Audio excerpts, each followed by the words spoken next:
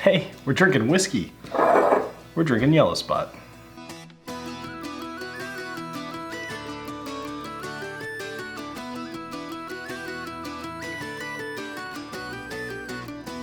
Hello everybody and welcome to the Whiskey Dictionary. Tonight I'm continuing on this epic Irish whiskey month of March to talk to you about Yellow Spot.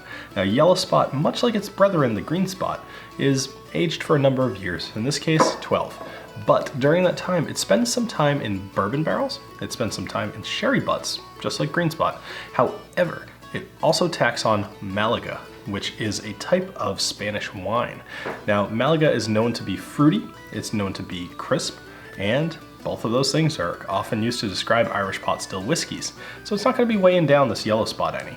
Now, the fun thing about Yellow Spot, I guess call it fun fact, fun fact, is that Yellow Spot was almost lost to time, just like the Green Spot, except for a different reason. Green Spot was almost just, eliminated by lack of stock.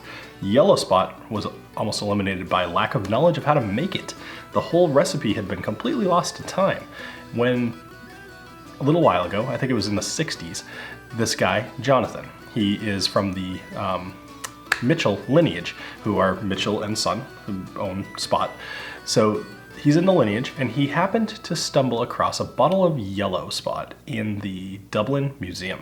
And he got his hands on it, he was able to try it, he was able to sample it, he was able to deconstruct it and try to figure out what made it Yellow Spot.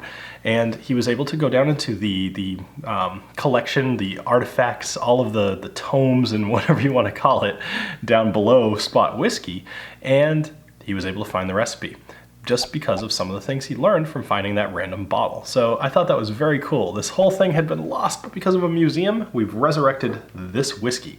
Would not be here if it weren't for that one bottle sitting in a museum in Dublin, Ireland. So let's talk about the nosing and the tasting of this whiskey. All right, so. Boy, I just love the way this one smells. This is so fruity in just such a nice, sweet way. It smells a little bit like marshmallows to me. Maybe mixed with some creme brulee or something similar to that. Think very sugary though, and a little bit of toasted. There's a little bit of chocolate in there as well. I'm gonna stop there though. The nose is interesting. I, at one point, thought this smelled a little bit buttery. I'm gonna retract that right now, but I'd be curious to know in the comments if you guys get that same note off the nose here. Anyway, let's go ahead and give this a taste. Cheers.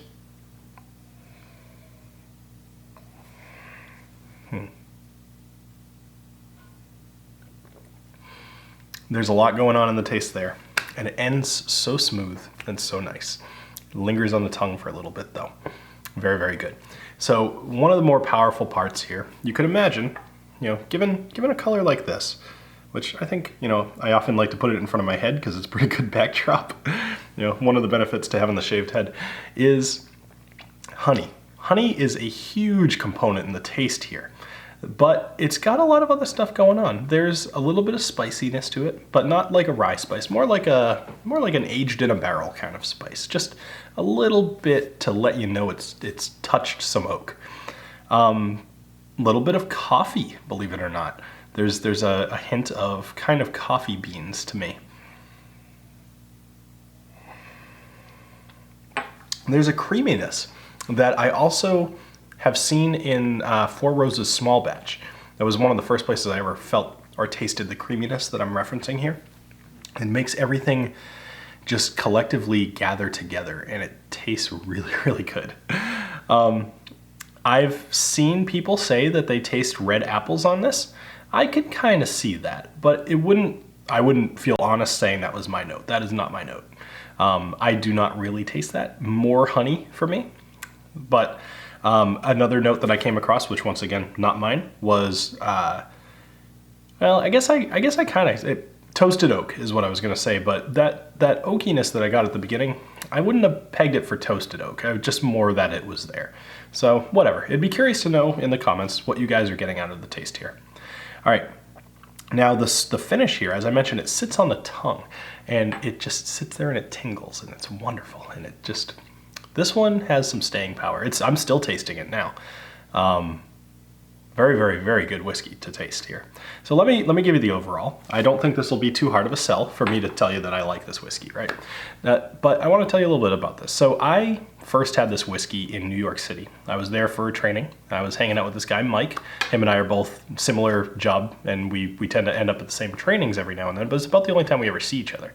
And we were both at a bar, and we were taking turns buying each other different whiskeys, because he's also a whiskey guy.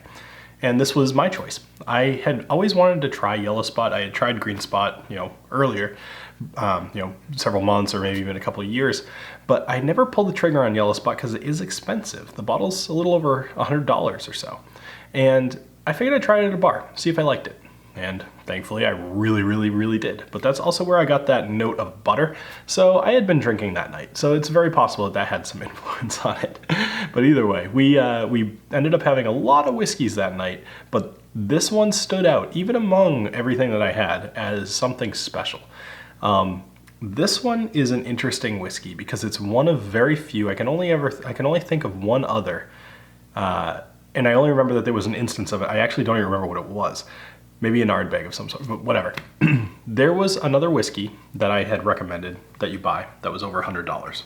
This is now the second one on my channel of almost 5 years at this point, and I couldn't recommend this one enough. I think that you should get your hands on a bottle of Yellow Spot, even though it's over $100, which I really, really hesitate to ever recommend.